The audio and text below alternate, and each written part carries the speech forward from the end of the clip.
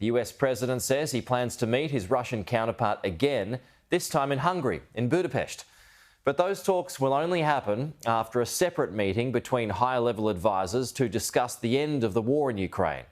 White House Press Secretary Karoline Leavitt confirmed the chat lasted roughly 2 hours. It was a very good and productive call. It lasted more than 2 hours. There were various issues that were discussed. President Putin congratulated President Trump for solving the conflict in Israel and Gaza and bringing peace back to the Middle East. He also thanked the First Lady for her efforts to bring back children and save children in this brutal conflict. And the president feels like great progress was made on this call. David Blevins has more on that phone call now from Washington, D.C. Yes, good and productive. That's the readout from the White House press secretary in the last few minutes. And we do now have the words of President Donald Trump himself. He's posted on Truth Social in relation to that lengthy conversation with Vladimir Putin. And this is what Donald Trump is saying.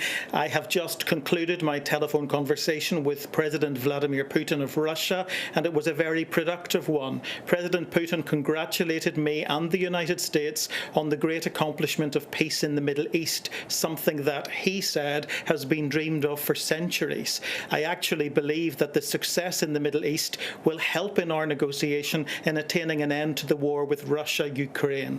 President Putin thanked the First Lady, Melania, for her involvement with children. He was very appreciative and said that this will continue.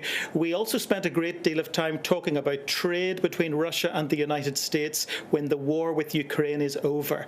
And this is the important bit. At the conclusion of the call, we agreed that there will be a meeting of our high-level advisers next week. The United States initial meetings will be led by Secretary of State Marco Rubio, together with various other people to be designated. A meeting location is to be determined. President Putin and I will then meet in an agreed-upon location, Budapest, Hungary, to see if we can bring this inglorious war between Russia and Ukraine to an end. President Zelensky and I will be meeting tomorrow in the Oval Office, where we will discuss my conversation with President Putin and much more. I believe great progress was made with today's telephone conversation. So the president, very buoyant, it would seem, off the back of that call with his Russian counterpart, confirming that there's going to be a meeting between high-level staff from both sides, and then confirming that there will be a meeting again between him and President Putin. They last met back at the Alaska summit in August, of course.